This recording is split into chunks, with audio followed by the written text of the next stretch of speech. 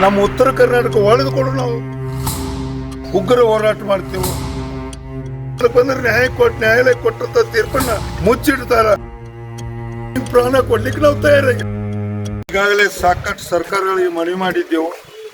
ಎಲ್ಲಾ ಸರ್ಕಾರ, ಎಲ್ಲಾ ಪಾರ್ಟಿಗಳು, ಎಲ್ಲಾ ಸಂತ್ರಸ್ತರನ್ನ ಉತ್ತರ ಕರ್ನಾಟಕ ಸಂತ್ರಸ್ತರ ತುಳಿತಾ ಬಂದಿದ್ದಾಗಿದೆ. ಇವತ್ತಿಗೆ ನಾವು ಪಕ್ಷಾತೀತವಾಗಿ, ಜಾತ್ಯತೀತವಾಗಿ ನಾವು ಹೋರಾಟ ಮಾಡ್ತೇವೆ, ಉಗ್ರ ಹೋರಾಟ ಮಾಡ್ತೇವೆ. ಇದಕ್ಕೂ ಸ್ಪಂದಿಸ್ತಾ ಹೋದ್ರೆ ಪ್ರತಿನಿಧಿಗಳವ್ರ ಮನೆಗೆ ಹೋಗಿ ನುಗ್ಗಿ ಉಗ್ರ ಹೋರಾಟ ಮಾಡ್ತೇವೆ, ಅವ್ರ ರಾಜೀನಾಮೆ ಕೇಳ್ತೇವೆ. ಅದಕ್ಕೂ ಸ್ಪಂದಿಸ್ತಾ ಹೋದ್ರೆ ನಮ್ಮ ಉತ್ತರ ಕರ್ನಾಟಕ ಒಳೆದುಕೊಂಡು ನಾವು ಬದುಕ್ತೇವೆ ಅಂತ ಹೇಳ್ತೇವೆ. ದಕ್ಷಿಣ ಕರ್ನಾಟಕದ ಯಾವುದೇ ಬೇಡಿಕೆ ಬಂದ್ರೆ, ಕಾವೇರಿ ಬಂದ್ರೆ ಆಗಿಂದಾಗ ಒಂದು ಕ್ಯಾಬಿನೆಟ್ ಕೌರ್ತಾರ, ಅದಕ್ಕೊಂದು ನಿರ್ಣಯ ತಗೋತಾರ. ಅದ ಉತ್ತರ ಕರ್ನಾಟಕ ಬಂದ್ರೆ ನ್ಯಾಯಾಲಯ ಕೊಟ್ಟಂತ ತೀರ್ಪನ್ನ ಮುಚ್ಚಿಡ್ತಾರ. ಇಂಥ ಪರಿಸ್ಥಿತಿಯೊಳಗೆ ಇವತ್ತಿಗೆ ಸರ್ಕಾರ ನಮ್ಮ ಬೇಡಿಕೆ ಈಡೇರಿಸ್ಬೇಕು.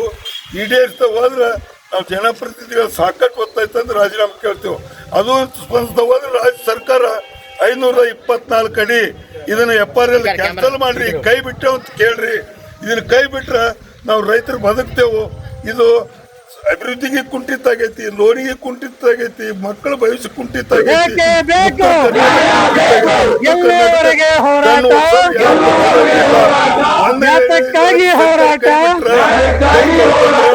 ಕೇಂದ್ರ ಸರ್ಕಾರಕ್ಕೆ ಮರಿ ಹೋಗ್ತೇವೆ, ಸಾಮೂಹಿಕ MP ಗಳು ರಾಜೀನಾಮೆ ಕೇಳ್ತೇವೆ. ಅದಕ್ಕೂ ಅಧಿಕಾರಿ ತೊಕ್ಕೋತೇವೆ. ಕೋರ್ಟ್ ಐತಿ. ಯಾವುದೇ ರೀತಿ ಉಗ್ರ ಹೋರಾಟಕ್ಕೆ ನಾವು ಸಿದ್ಧರಾಗ್ಯವು. ಬೇಕೇ ಬೇಕು, ಎಲ್ಲಿಯವರೆಗೆ ಹೋರಾಟ, ಯಾತಕ್ಕಾಗಿ ಹೋರಾಟ.